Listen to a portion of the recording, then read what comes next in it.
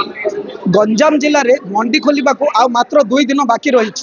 ए दृष्टिकोण देखिले अदिनिया वर्षा चली चाषी मान मेरुदंड भागी जापटे देखिले सरकार और गंजाम जिला प्रशासन 23 रे मंडी खोलने निष्पत्ति नहीं मंडी प्रस्तुति आरंभ कर सारी से दृष्टिकोण देखिले छत्रपुर ब्लॉक रे अनुष्ठित करा चाषी मिलर मानक एवं एसएचजी ग्रुप को नहीं अधिकारी मानक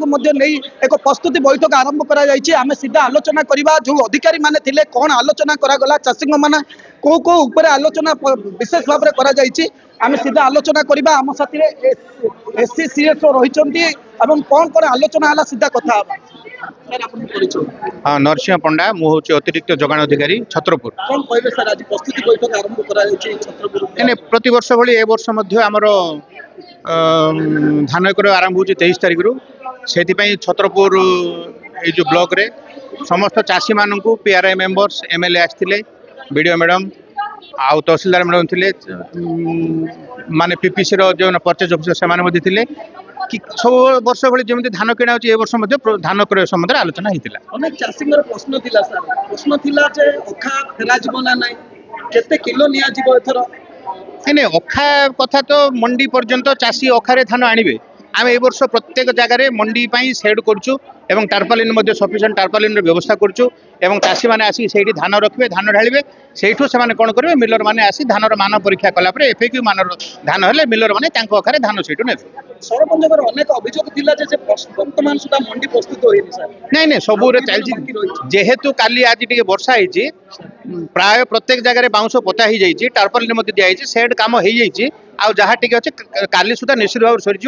23 तारिख में मंडी आरंभ 23 तारिख सुधा समस्त मंडी सीसी कैमेरा सबुठी लगे जो परचेज ऑफिसर आम 22टा जो धान क्रय केन्द्र अच्छी सबुठी सीसीटीवी लगे वर्तमान सुधा सर किसी अभियोग आसूला किसी जगह वर्षा हवा लगी टेंट करा जाएनी आ मात्र 2 दिन नहीं नहीं नहीं टेंट जो धान किणा हम से टेंट कराई वर्षा होती आम मानुचु किंतु सबुठी टेंट सेट होती जो जगह भी है दिने 2 दिन भर काली सुधा निश्चित भाव कंप्लीट हो सर नुआ नुआ कौन नहीं नुआ नुआ माने ए वर्ष प्रति मंडी रे जन जन नोडाल अफिसर रहिबे से माने धान आसीबाठु माने चाषींकर धान आसीबा ठारू सेही धान मिलरंकर ट्रक रे लोड हला पर्यंत रहिबे नोडाल अफिसर प्रत्येक मंडी जन जन रहिबे एवं सेही जो नोडाल अफिसर मानक तदारख करिया पई समस्त गोटे गोटे मंडी सुपरवाइजर अफिसर मते रहिबे सेठी एवं सेमानक मध्य गोटे कमिटी अच्छी आम सोसाइटी लेवल पेडी प्रोक्योरमेंट कमिटी से रहिबे एवं चाषी धान किभली भाव सुरुखुरु किणा जाई परिबो से दिगरे आमे उपयुक्त पदक्षेप सेमान नेबे प्रश्न आसुची किछि टोकन सर आसीची लोक मानकर किछि टोकन आसीली तो से जो सर्वे हेतिला से सर्वे रो सर आर्थर जते त्रुटि रहितिला एतर तार समस्या समाधान होई नहीं प्राय तो समस्त को आछि नले हमर मार्च 31 पर्यंत देंदो हम धान किणु जार टोकन आसीले सेमान आसीबो किंतु जो केते जण सस्पेक्टेड प्लॉट थिला सेटा वर्तमान सर्वे आरि सरी जाइछि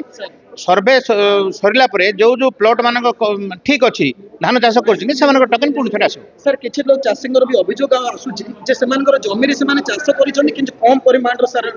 आसी धान मंडी की देवा टोकन सेमती हवा कथा नहीं कौन भूल थी नहले एकर पिछा 13 क्विंटाल हिसाब से समस्त चाषी के आसवा कथा जदि कौन होइछि चाषी कहले आम तार उपयुक्त तदंत करू यार किसी समाधान होई परिबो कि सर चेष्टा करू चेष्टा करू आम द्वारा जी हो पार आम चेष्टा करू 23 तारिख सर सुखुरे मंडी चली निश्चित भाव आरंभ हो सीधा आलोचना आम करूँ आज जो प्रस्तुति बैठक होता एठारे रही विधायक रही छत्रपुर चेयरमैन उपाध्यक्ष रही बीडीओ महोदय रही तहसीलदार एडिशनल तहसीलदार एससी सीएसओ रही एठारे समस्त सरपंच पीआरआई मेंबर पीओ माने थिले एवं जो मिलर माने रही सहित जो एसएचजी माने धान क्रय करबा माने रही छत्रपुर ब्लॉक रो 14 गोटी नहीं सोसाइटी नहीं एवं 8 गोटी रही एसएचजी किणबे एथर धान एवं पूर्वर जो कटनी छटनी संपूर्ण भाव में बंद रहिबो एवं मंडी को गोटे मंडी खोल मंडी को अणा सीसी कैमेरार व्यवस्था करा जिलापाल यहाँ तदारख करुँच सहित सुपरवाइजर माने रहिबे यहाँ सुपरविजन करने तहसीलदार एवं बीडीओ माने नियोजित होती एथर मंडी सुरखुरे चलो बोली एसएचओ कहते जदि गोटे त्रुटि परिलक्षित हुए जो सोसाइटी प्रेसिडेंट रही ग्राम्य कमिटी गोटे रही जो पंचायत स्तर में गोटे कमिटी गठन कराई से यार तदारख करेंगे त्रुटि को संशोधन करने चेष्टा करेंगे देखा जाऊ ये गोटे पटे मंडीर आरंभ होगापी तत्परता जिला प्रशासन देखा बेले अंपटे लगान वर्षा चली जहाँफल धान बर्तमान पानी भितर रही है सबुठ गोटे प्रश्न हूँ बड़ प्रश्न रोचे जो धान पानी भिजुची एफएक्यू मान रही पार कि जदि या प्रशासन नजर पड़े रहार आवश्यकता अच्छी चाषी एवं हतभाग हो पड़ी कारण जो वर्षार पानी भिजुची से धान एफेक्ट मान हो पारनि ताल से तार धान नेब कूटे यहाँ गोटे बड़ प्रश्न रही आज विधायक को सरपंच मैंने जनई पंचायत में जहाँ जहाँ घटना घटी धानर एवं विधायक प्रतिश्रुति देते ए खबर को जिलापाल को जनवा सहित मुख्यमंत्री को जनइबे यार समाधान किसी गोटे बाट या विधायक प्रस्तुत अच्छा से निजर मत व्यक्त प्रकाश कर देखा जाऊ एथर मंडी किभली चलुची आ जो धान वर्षा भिजी से धान पाई सरकार कोहल करुँच कि ना यह देखा बाकी रहा छत्रपुर सुधीर कुमार नाग रिपोर्ट एमबीसी न्यूज।